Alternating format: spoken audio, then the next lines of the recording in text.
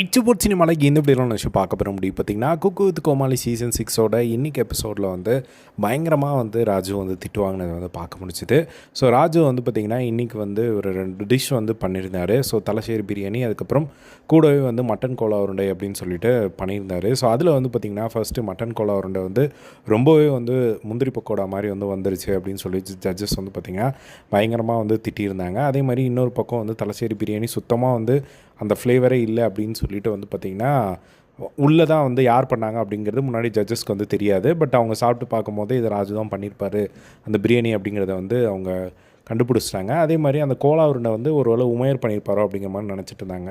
So வெளியே வந்தோடனே அவங்க 3 ஜட்ஜஸும் வந்து கமெண்ட்ஸ் வந்து கொடுக்குறாங்க. கமெண்ட்ஸை வந்து கொடுக்கும்போதே வந்து பார்த்திங்கன்னா ஒரு பக்கம் நம்மளுக்கு பயங்கரமான சிரிப்பு வருது.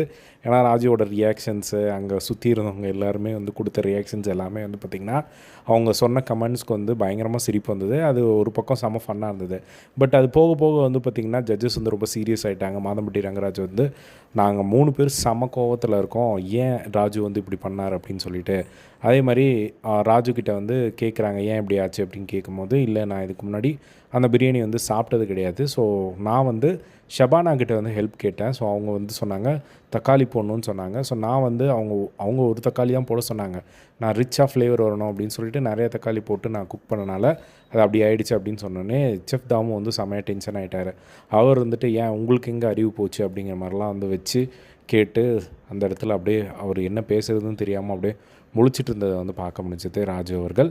ஸோ இன்றைக்கி ராஜுக்கு வந்து பார்த்திங்கன்னா ரொம்பவே பேட் டேவாக இருந்தது அப்படின்னு தான் சொல்லணும். அதே மாதிரி செஃப் தாமு அவர்கள் வந்து நான் டிசாஸ்டர் அப்படின்னு சொல்லி எப்பயுமே சொல்ல மாட்டேன், ஆனால் நீ பண்ணது வந்து ரொம்பவே டிசாஸ்டராக இருக்குது. ஸோ திடீர்னு செஃப் ஆஃப் த வீக் வாங்குகிற இப்போ வந்து இவ்வளோ கீழே வந்து ரொம்ப மோசமாக சமைச்சதை என்னால் ஏற்றுக்கவே முடியல அப்படிங்கிற மாதிரி வந்து சொல்லி ராஜு வந்து பயங்கரமாக திட்டினதை வந்து பார்க்க முடிஞ்சுது. ஸோ இதுதான் வந்து பார்த்திங்கன்னா ராஜுக்கு நடந்த அந்த ஒரு விஷயம். ஸோ இதை பற்றி உங்களோட ஒப்பீனியன் கமெண்ட் பாக்ஸில் ஷேர் பண்ணுங்கள். ஸோ நெக்ஸ்ட் வீக் வந்து எனக்கு தெரிஞ்சு ராஜு வெளியே போகிறதுக்கான அதிக சான்சஸ் இருக்குது. இப்போது போகிற அந்த ஒரு இதை பார்த்தா அப்படி தான் இருக்குது. பட் ராஜு பயங்கரமாக என்டர்டெயின் பண்ணுறாரு, அதனால் அவரை வச்சுப்பாங்களா? அப்படி அவரை வச்சுக்கிட்டா பிரியா ராமன் இல்லைனா உமையர் வெளியே போகணும். ஸோ அவங்க 2 பேருமே குக்கிங்கில் நல்லா பண்ணிகிட்ருக்கறனால அவங்கள அனுப்புறது டவுட் தான். எனக்கு தெரிஞ்சு ராஜு தான் நெக்ஸ்ட் வீக் போவார்னு நினைக்கிறேன். ஸோ நீங்கள் ராஜு இருந்தால் நல்லாயிருக்குன்னு நினைக்கிறீங்களா? இல்லை உங்களோட ஒப்பீனியன் கமெண்ட் பாக்ஸில் ஷேர் பண்ணுங்கள். இதே மாதிரி எல்லா குக் வித் கோமாளி அப்டேட்ஸ் தெரிஞ்சுக்க நம்மளோட சேனலை சப்ஸ்கிரைப் பண்ணி சப்போர்ட் பண்ணுங்கள். தேங்க்ஸ் ஃபார் வாட்சிங். பை.